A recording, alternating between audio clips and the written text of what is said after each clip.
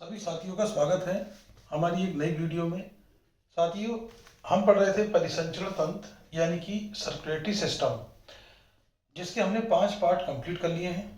Last video में हमने धमनी और सिरा तक पढ़ लिया था। ठीक है, तो हमने रुधिर वाहिनियां हम पढ़ रहे थे जिसमें हमने धमनी और सिरा तक पढ़ लिया था।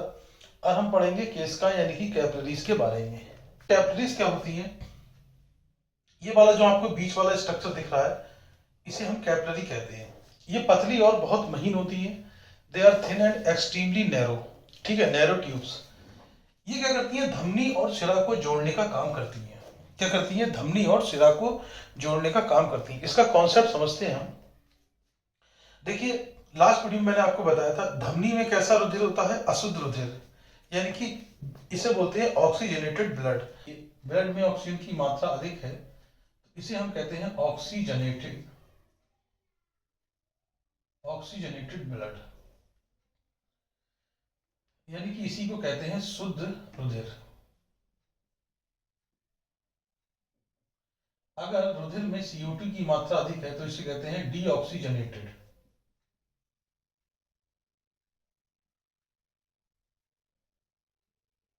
यानी कि अशुद्ध रुधिर। अभी हम आपको सारा कॉन्सेप्ट समझाएंगे आगे का। अभी आप इतना समझिए कि अगर आपसे पूछे ऑक्सीजनेटेड ब्लड क्या होता है, तो जिस ब्लड में ऑक्सीजन की मात्रा अधिक होगी उसे बोलेंगे ऑक्सीजनेटेड ब्लड। जिस ब्लड में CO2 की मात्रा अधिक है, इस तीर का मतलब ऊपर का मतलब अधिक, उसे बोलते हैं डीऑक्सीजनेटेड ब्लड। तो देखिए, ये जो कैपिलरीज हैं, ये पतली और महीन ट्यूब दिख रही हैं, इन्हें कहते हैं कैपिलरीज, और ये धमनी और सिरा को जोड़ने का काम करती हैं। कॉन्सेप्ट क्या है कि इधर से देखिए धमनी है, धमनी में कैसा ब्लड होता है? शुद्ध रुधिर। अब ये रुधिर आगे की तरफ जाएगा और यहाँ पे आ गया कैपिलरीज में। फिर आप देख रहे हैं ये ऊपर की तरफ बॉडी सेल है, यहाँ बॉडी सेल, शरीर की कोशिकाएं, ये भी बॉडी सेल। अब इस कैपिलरीज का काम क्या होता है? ये रुधिर और बॉडी सेल के बीच में ऑक्सीजन और फूड का आदान प्रदान करने का काम करते हैं। यानी कि आपको अगर बोले कि exchange of oxygen, food and carbon dioxide from blood and body cell through capillaries, मतलब कैपिलरीज क्या करती हैं? ब्लड से ऑक्सीजन और जो फूड है, कार्बन डाइऑक्साइड है, उसका आदान प्रदान कराती हैं। ठीक है, ब्लड से और किसमें? बॉडी सेल में। जैसे देखिए, यहां से ये कैपिलरी के द्वारा जो ब्लड में ऑक्सीजन है और जो फूड वाला मतलब ऑक्सीजनेटेड ब्लड है और फूड है, वो कहाँ चला जाएगा? बॉडी सेल के अंदर।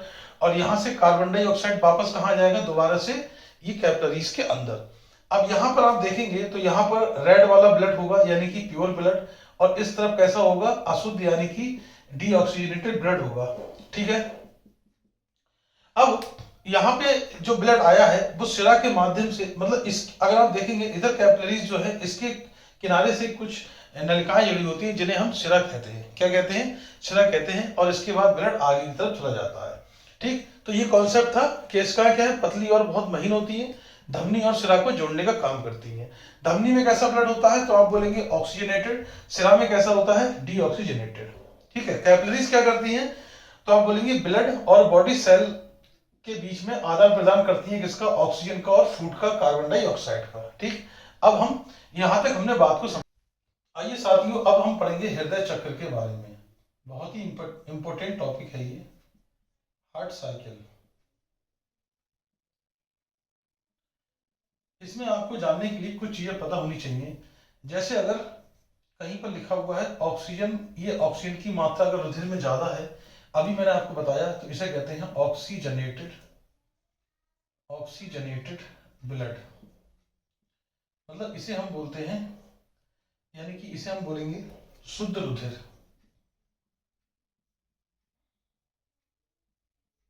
और अगर लिखा हुआ है कार्बन डाइऑक्साइड की मात्रा, तो इसे कहते हैं डीऑक्सीजनेटेड ब्लड, यानी कि इसे बोलते हैं हम अशुद्ध रुधिर। क्या बोलते हैं? अशुद्ध रुधिर। ठीक है, अब देखिए, अगर आपसे पूछे कि सिरा जो होती है यानी कि वेन, उसमें कैसा ब्लड बहता है, तो मैंने यहाँ पे सीधे लिख दिया डीऑक्सीजनेटेड।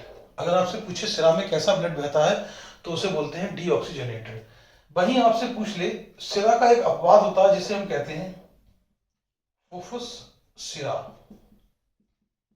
इसे बोलते हैं पल्मोनरी वेन। तो आप बोलेंगे इसमें बहता है ऑक्सीजनेटेड ब्लड। कैसा ब्लड बहता है? ऑक्सीजनेटेड। तो क्वेश्चन आता है कि सिरा का अपवाद है, तो आप कहेंगे सिरा का अपवाद है फुफ्फुस सिरा। ठीक है। ऐसे ही अगर मैं बात करूं कि धमनी यानी कि आर्टरी में कैसा ब्लड बहता है, आर्टरी,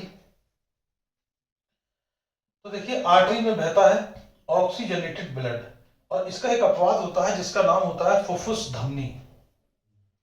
फुफ्फुस धमनी अगर आपसे पूछ ले, इसे बोलते हैं पल्मोनरी आर्टरी। इसमें कैसा ब्लड बहता है? तो आप बोलेंगे इसमें बहता है डीऑक्सीजनेटेड ब्लड। क्या इतनी बात आपको समझ में आई? ये आगे बहुत काम देगी। पूछा जाए कि ऑक्सीजनेटेड ब्लड को क्या बोलते हैं? Pure blood. इसे क्या बोलेंगे? Pure blood. डीऑक्सीजनेटेड ब्लड को क्या बोलेंगे? Impure blood. ठीक है। तो सिरा में कैसा ब्लड बहता है? डीऑक्सीजनेटेड। फुफ्फुस सिरा में कैसा होता है? ऑक्सीजनेटेड। अब देखिए, चाहे सिरा हो चाहे फुफ्फुस सिरा हो, ब्लड हमेशा, अगर बात करें कि सिरा में ब्लड कहां से कहां जाता है, तो ये शरीर अंग से जाता है हृदय तक, यानी कि बॉडी ऑर्गन टू हार्ट। ये भी क्वेश्चन आ सकता है कि अगर हम बात करेंगे सिरा की, तो जो कोई सी भी अगर सिरा हो तो ब्लड हमारा शरीर अंग से कहां जाता है? हृदय की ओर जाता है। अगर हम बात करते हैं धमनी की, तो कोई भी अगर धमनी की बात करेंगे तो जो हमारा रुधिर है वो हृदय से कहां जाएगा? शरीर अंग की ओर, शरीर अंग की ओर जाएगा, यानी कि हार्ट टू बॉडी ऑर्गन। अब आपको एक चीज और याद रखनी है कि अगर ब्लड हृदय के अंदर आता है, यानी कि blood enter in the heart, तो हार्ट क्या होता है? रिलैक्स होता है, मतलब फैलता है। और अगर ब्लड हृदय से बाहर की ओर जाता है, ठीक है, आउट फ्रॉम द हार्ट, तो हार्ट क्या करता है? कॉन्ट्रेक्शन करता है। इतनी सारी चीज आपको पता होनी चाहिए। अब हम देखेंगे हृदय चक्र कैसे, हृदय चक्र क्या होता है। इतनी बात समझ गया, आगे देखते हैं। आइए साथियों देखते हैं। जैसे ये हमने 4 चैम्बर बनाए हार्ट के। ये है आपका दायां आलिंद, इसे कहते हैं राइट आर्ट्रियम। ये है आपका दायां निलय, इसे बोलेंगे राइट वेंट्रिकल। ऐसे ही ये आपका है बायां आलिंद, आलिंद इसे बोलते हैं लेफ्ट आर्ट्रियम। ऐसे ही आपका ये है, सॉरी, बायां निलय, इसे बोलेंगे लेफ्ट वेंट्रिकल। देखिए, सबसे पहले क्या होता है, जो हमारा हृदय है इसके ऊपर भी बॉडी ऑर्गन होते हैं, नीचे भी। ठीक है। तो जो हार्ट है हमारा, इसके नीचे भी बॉडी ऑर्गन है, ऊपर भी है। ठीक है। अब जैसे यहां मान लीजिए, यहां की तरफ बॉडी ऑर्गन है जहां से निकलती हैं छोटी छोटी सिराएं, इसे बोलते हैं शरीर अंग, बॉडी ऑर्गन। ठीक है।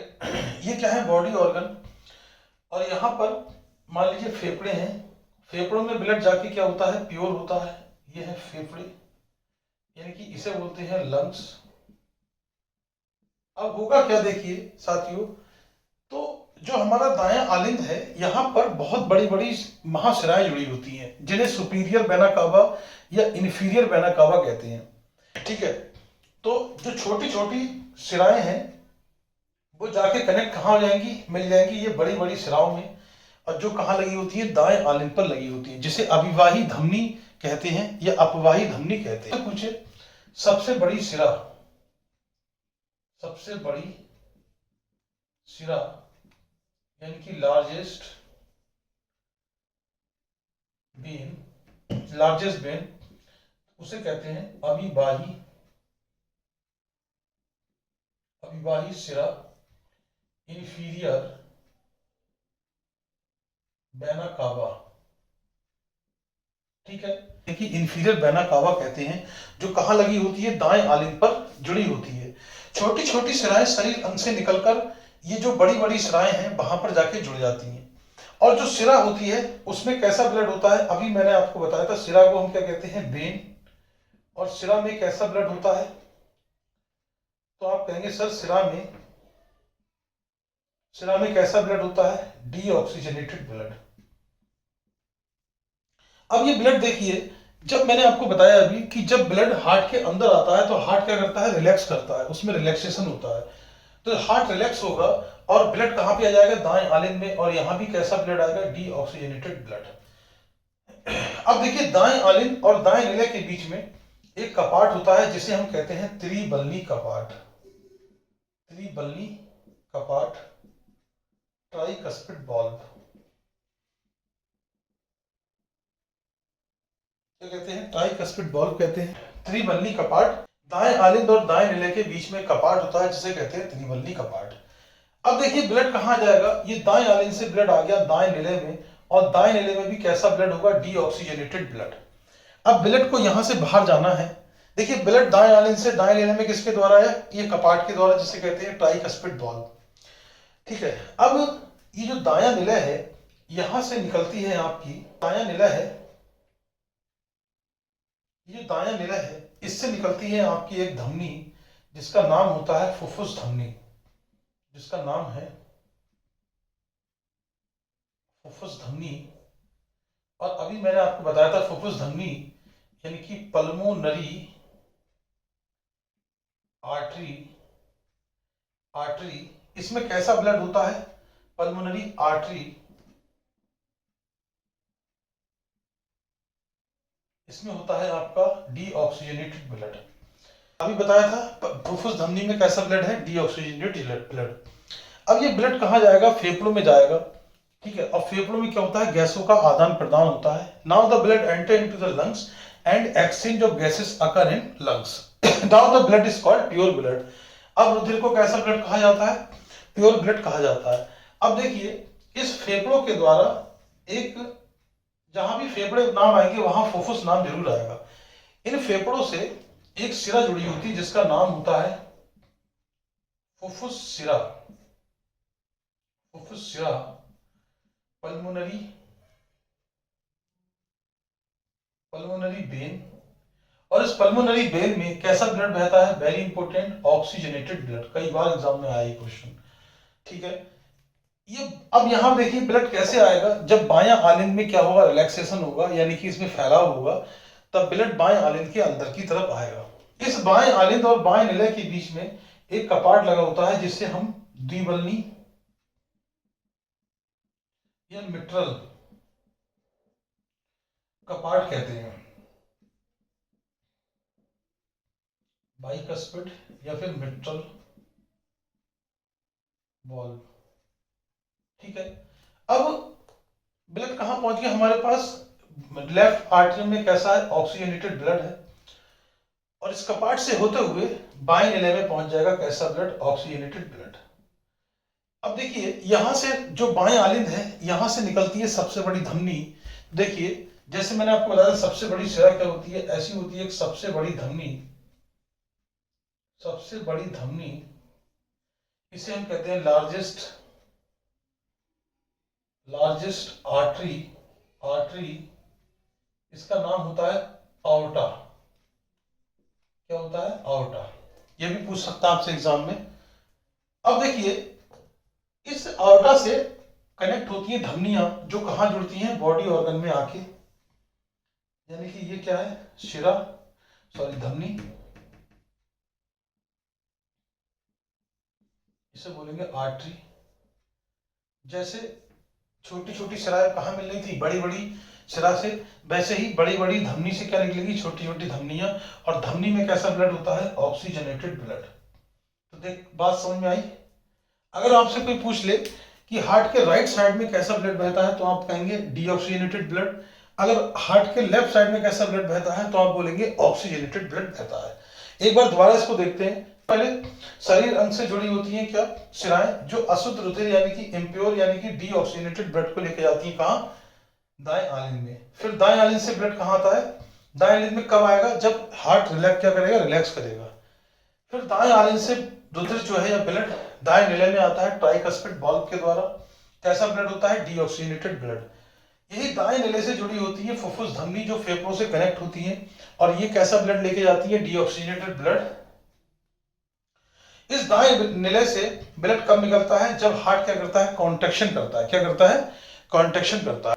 अब ब्लड कहां पहुंच गया, साथियों फेफड़ों में। और फेफड़ों में क्या होता है, एक्सचेंज ऑफ, फेफड़ों के अंदर एल्वियोलाई यानी कि आप बोलेंगे वायु कोष पाए जाते हैं, जहां क्या होता है, जहां पर गैसों का आदान प्रदान होता है, यानी कि ब्लड में CO2 की मात्रा कम हो जाती है, ऑक्सीजन की मात्रा बढ़ जाती है। अब इस फेफड़ों से कनेक्ट होती है फुफ्फुस सिरा, तो फुफ्फुस सिरा में कैसा ब्लड हो गया, now the blood is called pure blood. O2 वाला ब्लड होता है, ये कहाँ एंटर करता है, लेफ्ट आर्टियम में। जब लेफ्ट आर्टियम क्या करेगा, यानी कि हार्ट क्या करेगा, ये आप बोल देंगे लेफ्ट जो आर्टियम है वो क्या करेगा, रिलैक्स।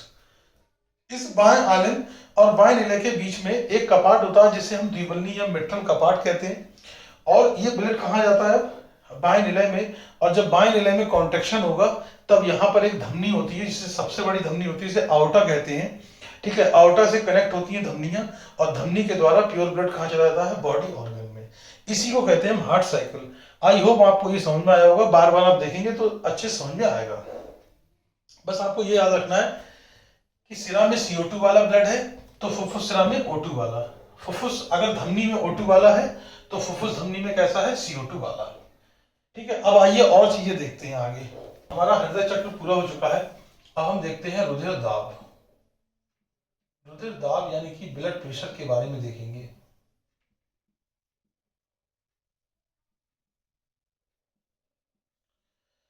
देखिए, अगर ब्लड प्रेशर की बात करें तो जिस दाब से रुधिर रुधिर वाहिनियों में बहता है, यानी कि eight which pressure blood flow in blood vessels, that is called blood pressure. ठीक है, ये तो परिभाषा हो गई। अगर हम ब्लड प्रेशर की बात करें तो यह आपका होता है 120/80 mmHg। ये Hg क्या है, पारा है, यानी कि इसे कहते हैं मरकरी। ठीक है, पारे का ऊपर चढ़ना और नीचे गिरना ये सब डिपेंड करता है। देखिए, अगर बात करें इस रुधिर दाब की तो इसके दो प्रकार होते हैं। यहां पहला प्रकार है इसका, दो प्रकार होते हैं, सिस्टोलिक रुधिर दाब, सिस्टोलिक ब्लड प्रेशर। दूसरा है हमारे पास डायस्टोलिक, डायस्टोलिक रुधिर दाब, इसे बोलेंगे हम डायस्टोलिक ब्लड प्रेशर।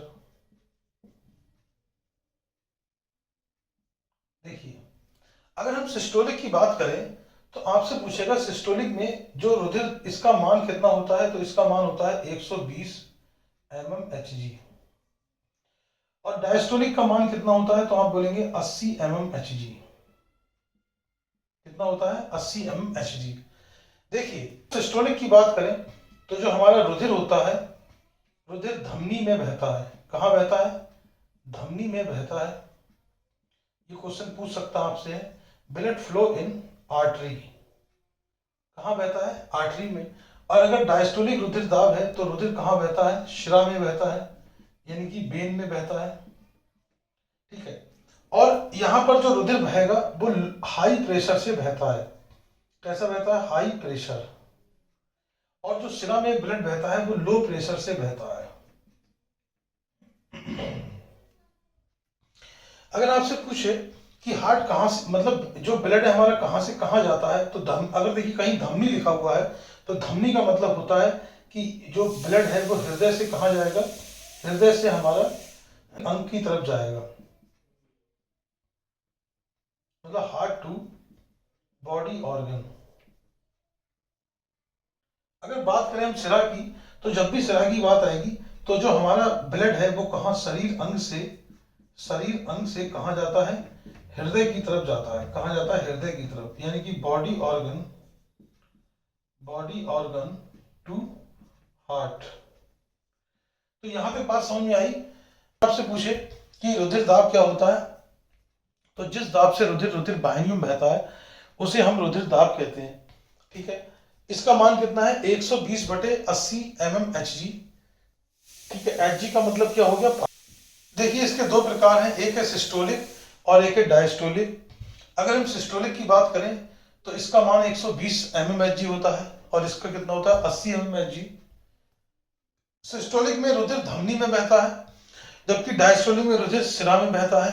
सिस्टोलिक की बात करें तो रुधिर हाई प्रेशर से बहता है, डायस्टोलिक की बात करें तो ये लो प्रेशर से। अगर हम यहाँ बात करें सिस्टोलिक में, तो हृदय से ब्लड कहाँ जाता है? शरीर अंगों में, और यहाँ शरीर अंग से कहाँ जाता है? हृदय में। ठीक है, ये हो गया हमारा ब्लड प्रेशर। यंत्र होता है जिससे हम ब्लड प्रेशर को मापते हैं, उसे कहते हैं रुधिर चाप मापी। क्या कहते हैं उसे? रुधिर चाप मापी कहते हैं, यानी कि उसको बोलते हैं हम स्फिग्नोमैनोमीटर।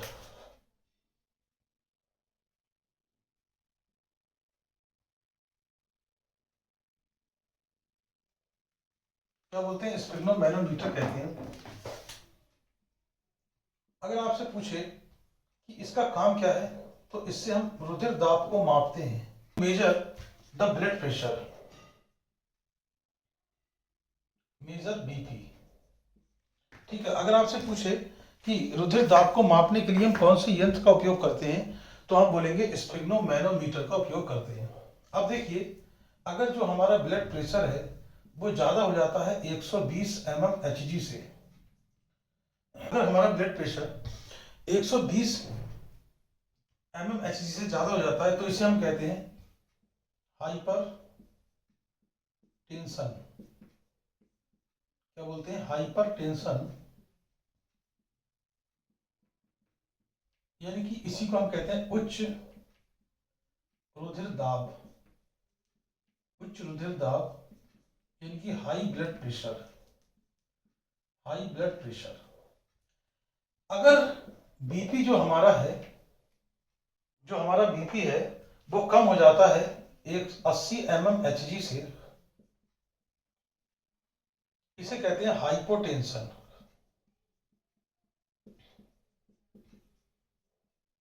क्या बोलते हैं? हाइपोटेंशन। निम्न रुधिर दाब, निम्न रुधिर दाब, यानी कि अगर आपसे पूछे रुधिर चाप मापी क्या है, स्फिग्नोमैनोमीटर, तो रुधिर दाब को मापने के लिए जिस यंत्र का उपयोग करते हैं उसे हम रुधिर चाप मापी कहते हैं। अगर बीपी हमारा ज्यादा है 120 mmHg से, तो उसे कहते हैं हाइपरटेंशन, यानी कि उच्च रुधिर दाब। ठीक है, और अगर बीपी कम है 80 mmHg से, तो उसे हम कहते हैं हाइपोटेंशन, यानी कि निम्न रुधिर दाब। ठीक है, ये हो गया हमारा रुधिर चाप मापी। इसके बाद आता है आपका हृदय धड़कन, उसको देख लीजिए। आइए साथियों, अब हम देखते हैं हृदय धड़कन के बारे में, यानी कि हार्ट बीट। अगर हम बात करें हृदय धड़कन की, तो एक हृदय धड़कन बराबर होता है एक सिस्टोल प्लस एक diastole. One systole plus one diastole, और यानी कि वन हार्ट बीट इसका टू क्या हो जाएगा? One systole one diastole. अगर आपसे पूछे इस पूरे हृदय धड़कन में जो लगा समय है वो कितना है? 0.8 सेकेंड। कितना समय लगता है? 0.8 सेकेंड का समय लगता है। एक सिस्टोल में 0.3 सेकेंड का समय लगता है, और एक डायस्टोल में 0.5 सेकेंड का समय लगता है। ठीक है, तो एक हृदय धड़कन का मतलब क्या है? एक बार हृदय का सिस्टोल होना और एक बार डायस्टोल होना क्या कहलाता है? एक हृदय धड़कन कहलाता है। अगर हम बात करें सामान्य हृदय धड़कन की एक नॉर्मल हार्ट बीट या हार्ट रेट, तो वो होती है आपकी 72 प्रति मिनट। यानी कि जो हमारा हृदय है, एक वयस्क में अगर हृदय धड़कन की बात करें तो वो 1 मिनट में कितनी बार धड़केगा? 72 बार। ठीक है। अगर हम बात करें बच्चों में, इन चिल्ड्रन, तो बच्चों में ये सबसे ज्यादा होता है, लगभग 100 से 150 प्रति मिनट। ठीक है। अगर बात करें एथलीट में,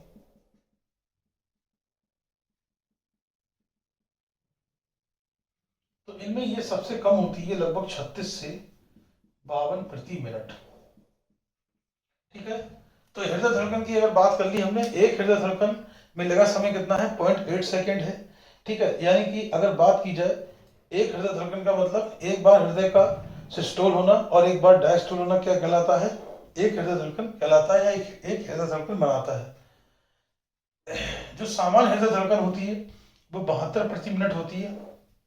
बच्चों में ये 100 से 150 प्रति मिनट होती है। ठीक है। कितनी होती है? 100 से 150 प्रति मिनट। और एथलीट्स में कितनी होती है? 36 से 52 मिनट होती है। यानी कि अगर आपसे पूछे ये सबसे कम किसमें है? एथलीट्स में। और सबसे ज्यादा किसमें होती है? बच्चों में होती है। आपको एक आता है आपका स्टेथोस्कोप। स्टेथोस्कोप, इससे भी क्वेश्चन आते हैं। साथियों, बात करते हैं हम स्टेथोस्कोप की, जिसे हम आला भी कहते हैं। तो अगर आपसे पूछे स्टेथोस्कोप क्या होता है, तो हृदय धड़कन को इससे मापा जाता है। To measure heart beat use stethoscope. ये ध्वनि के परावर्तन पर काम करता है, रिफ्लेक्शन ऑफ साउंड। इसको हम फिजिक्स में पढ़ेंगे, क्या होता है रिफ्लेक्शन ऑफ साउंड। ठीक है। तो साथियों, यहाँ तक हमने अपना परिसंचरण तंत्र का चैप्टर कंप्लीट कर लिया है। अब हम अगले वीडियो में आपसे मिलेंगे नए चैप्टर के साथ। ठीक है। इसके 6 पार्ट कंप्लीट हो चुके हैं, आप प्लेलिस्ट में जाकर देख सकते हैं। और अगर आपको वीडियो अच्छी लगी हो तो चैनल को सब्सक्राइब कीजिएगा, लाइक कीजिएगा, शेयर कीजिएगा। Thank you very much.